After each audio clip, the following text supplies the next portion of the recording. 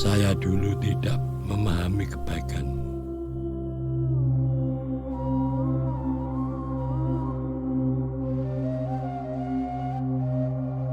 Sekarang saya telah menjadi tua.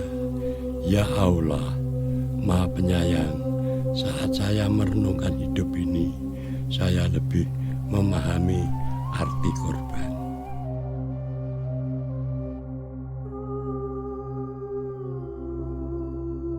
Dan saya bertanya dalam diri sendiri, apakah saya sudah siap meninggalkan dunia ini? Ya sudah. Hampir, tetapi belum juga.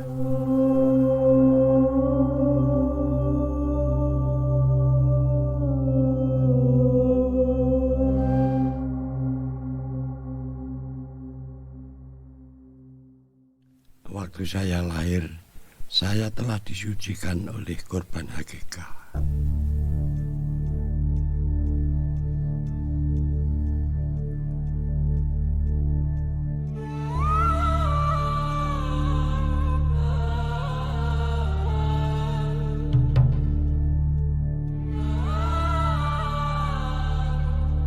Bismillahirrahmanirrahim.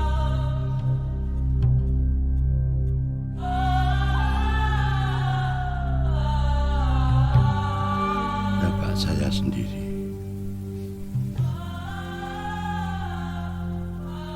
Waktu saya masih sangat kecil, dia telah memberikan hidupnya untuk berperang merebut kemerdekaan bangsa.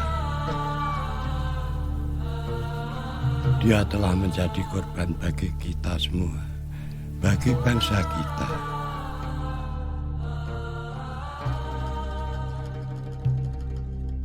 Dari awal, hidup saya menjadi berarti oleh pengorbanan darah. Peran korban selalu seperti ini sejak permulaan penciptaan manusia. Nabi Adam alaihissalam diciptakan sebagai manusia sempurna, tetapi akhirnya berbuat dosa.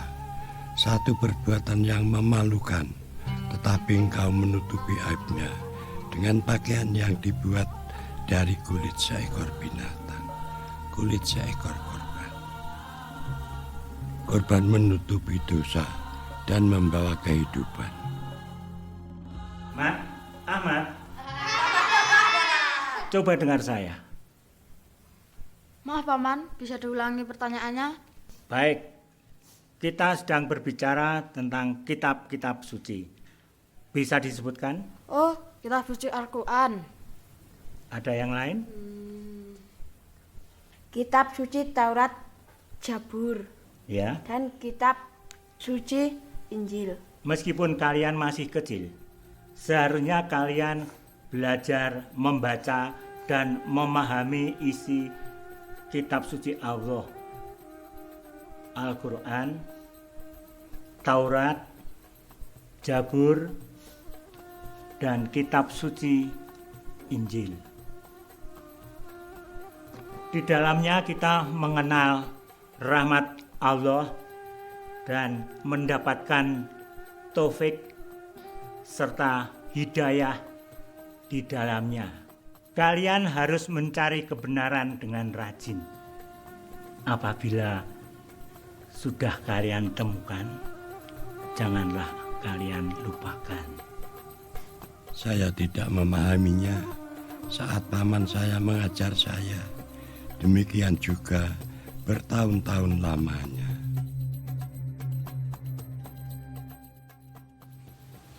Tidurlah kek, supaya cepat sembuh. Waktunya tidur, Zainal. Sejak permulaan, engkau mengajar saya makna korban.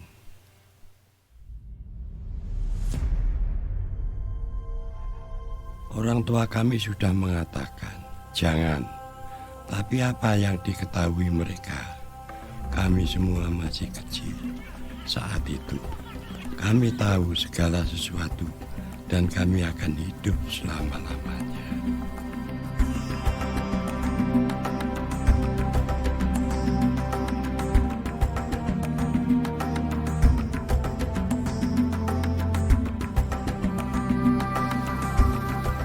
Saya tidak menyadari apa yang terjadi. Kaki saya kejepit dan saya menjadi panik. Teman saya, dia tenggelam menyelamatkan saya. Ahmad. Ahmad.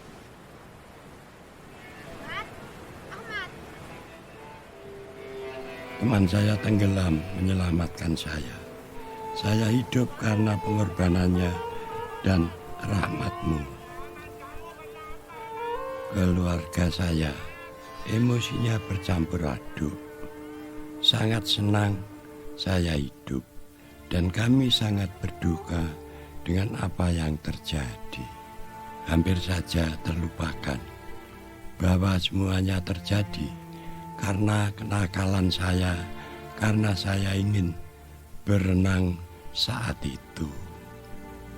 Hampir terlupakan.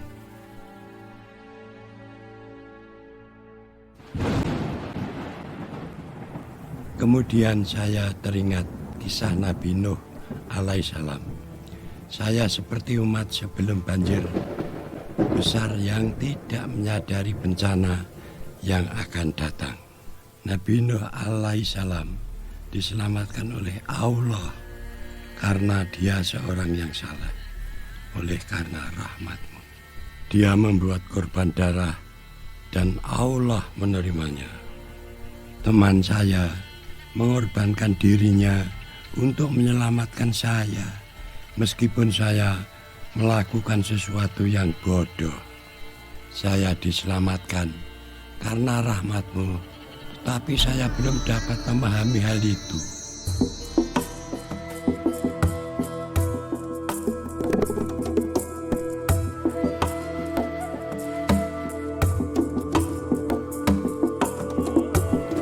Saya telah tumbuh dewasa, tetapi buta atas jalan-jalan-Mu yang memberkahi saya.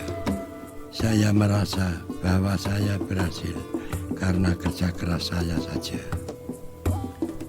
Usaha yang sangat berhasil dengan istri yang mencintai suami dan 3 anak yang manis.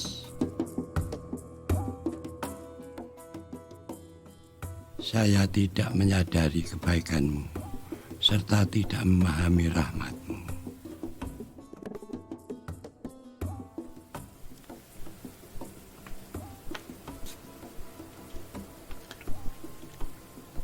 Bapak sangat gelisah malam ini.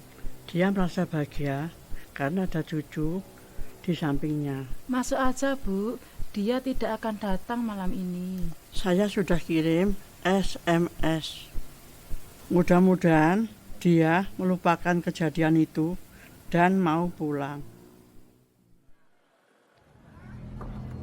3 anak melancong ke kota, mengunjungi keluarga, dan mau nonton sepak bola. Abdullah bilang pada saya bahwa dia yakin bisa menjaga adik-adiknya karena sudah dewasa. Nanti akan terlambat, kalau begitu saya duluan ya. Di saat yang penting, dia tidak sabar menunggu.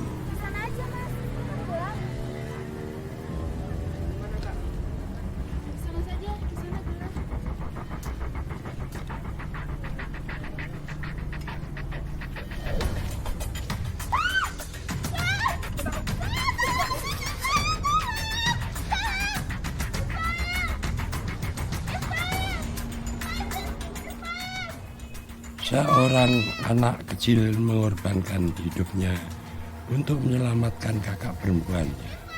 Kakak tertuanya yang seharusnya bisa menolong malah terlambat datang karena kelalaiannya menjaga adiknya.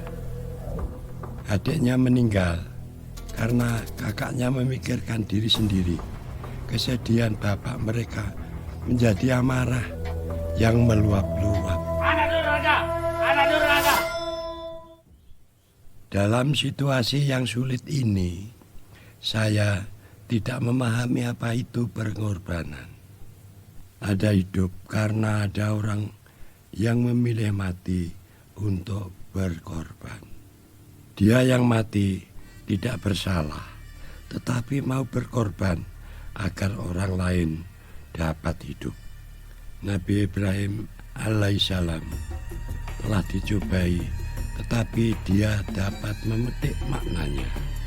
Sebelumnya pasti dia ragu-ragu sewaktu Allah menyuruh mengorbankan putranya. Tapi dia menaati perintah Allah. Ya Allah, Engkau telah menguji iman dan ketaatannya, dan Allah berkenan. Engkau membawa penggantinya seekor kambing jantan, dan kambing jantan disembelih oleh Nabi Ibrahim alaihissalam, dan Allah dimuliakan. Saya telah gagal diuji. Saya tidak dapat menerima apa yang telah terjadi kepada Ismail anak saya. Saya telah berdosa dalam hal ini dan saya menyadarinya, tapi saya tetap mengeraskan hati.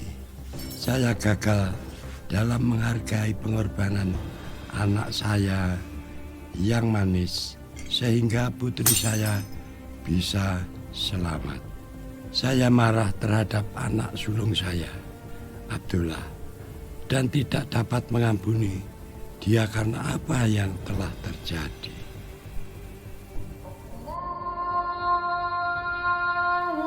Di dalam penderitaan dan sakit hati, saya dipaksa untuk lebih memahami lebih dalam lagi. Ada banyak suara yang saya dengar, dan suara itu kadang-kadang tidak sama. Ahmad. Assalamualaikum. Waalaikumsalam. Kenapa kamu kelihatan sedih, saudaraku?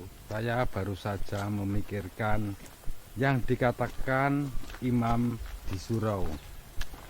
Dia selalu menyinggung kitab suci Injil. Bapakmu selalu mengatakan kepada saya untuk membaca dan menyelidiki kitab-kitab suci, termasuk kitab suci Injil. Tetapi saya selalu mendengar dari orang lain bahwa kitab suci itu katanya sudah diubah dan tidak dapat dipercaya lagi.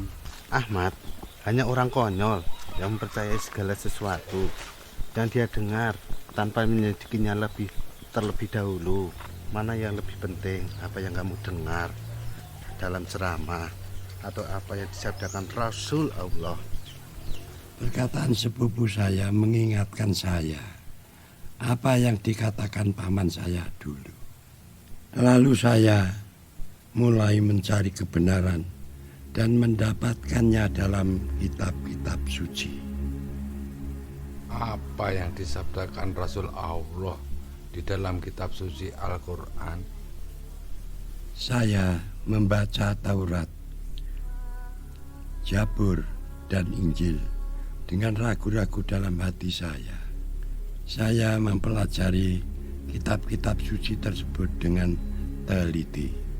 Saya juga baca kitab suci Al-Quran. Saya membaca di surah Al-Maidah ayat 44 bahwa barang siapa tidak memutuskan dengan apa yang diturunkan Allah, maka mereka itulah orang-orang kafir. Kalau saya tidak terima kitab suci sebelumnya, berarti saya kafir. Kafir dalam kitab surah Yunus ayat 64 Allah bersabda, tidak ada perubahan bagi janji-janji Allah. Demikian itulah kemenangan yang agung. Demikian juga di kitab surah Yunus ayat 94 Allah bersabda, maka jika engkau berada dalam keraguan-raguan tentang apa yang kami turunkan kepadamu, maka tanyakanlah kepada orang yang membaca kitab sebelummu. Rasulullah mempercayai kitab-kitab sebelumnya. Sabda yang datang dari Allah tidak dapat diubah. Waktu saya membaca ayat-ayat ini, hati saya sangat bersuka cita. Alhamdulillah ya Allah. Terima kasih ya Allah. Allahu Akbar. Semakin saya membaca kitab-kitab itu, semakin jelas saya memahami hidup ini. Engkau telah menunjukkan kepada saya arti sebuah kurban. Bapak saya, teman saya, anak laki-laki saya.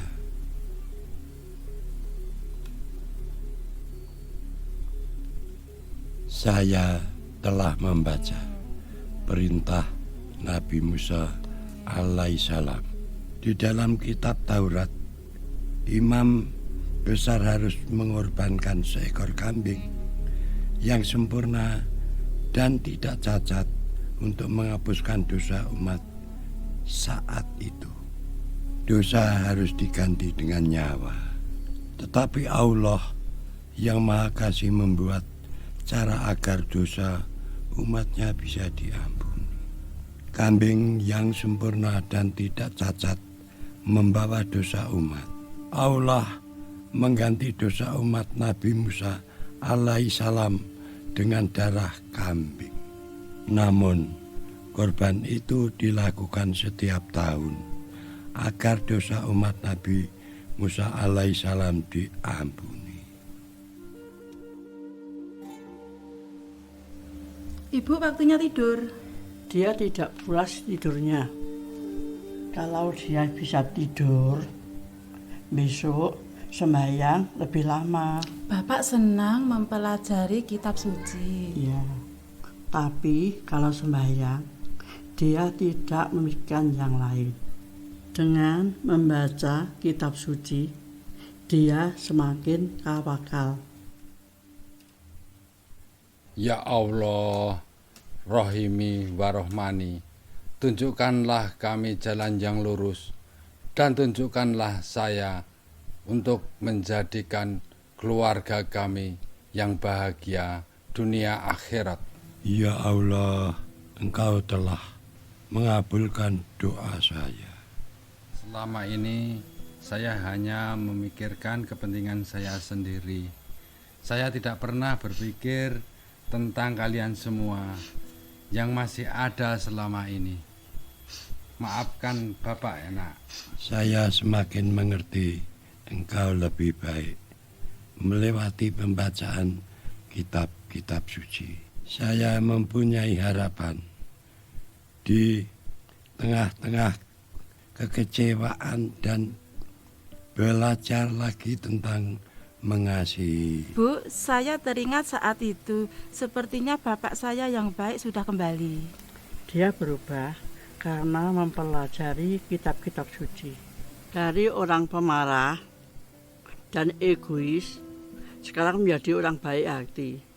Dia sudah menemukan jalan yang lurus dan menjalaninya.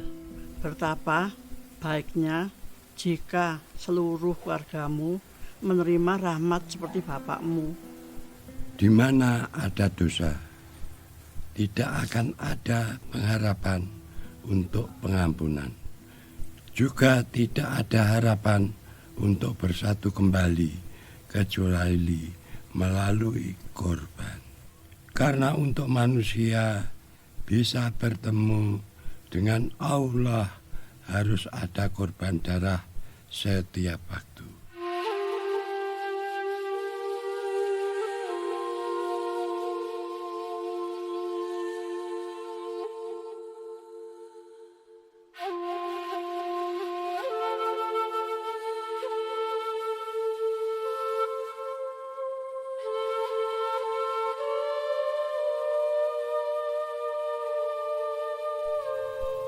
Akhirnya saya mencapai puncak dari pencarian saya dengan membaca kisah Nabi Yahya alaihissalam dan pengajarannya.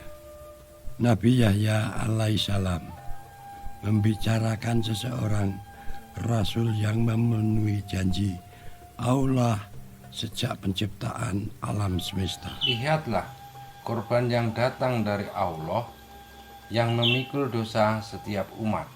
Sebuah korban telah mengambil dosa saya selama-lamanya. Kurban darah itu bukan untuk saat ini atau untuk 1 tahun saja, tetapi untuk selama-lamanya. Sesungguhnya Isa Al-Masih alaihissalam adalah kurban Allah.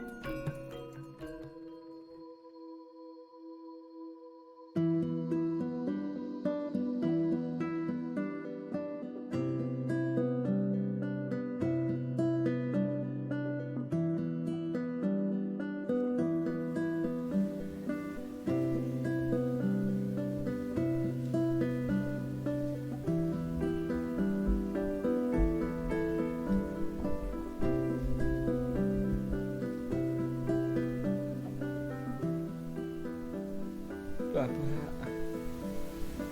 Abdullah anakku. Pak, maafkan saya ya Pak. Saya telah mengkhianati Bapak. Dan selama ini saya banyak dosa. Saya mohon maaf ya Pak. Saya maaf sama Bapak. Sudah lama saya memaafkan kamu.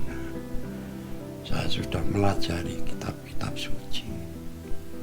Maka dosa saya diampuni melalui korban Allah.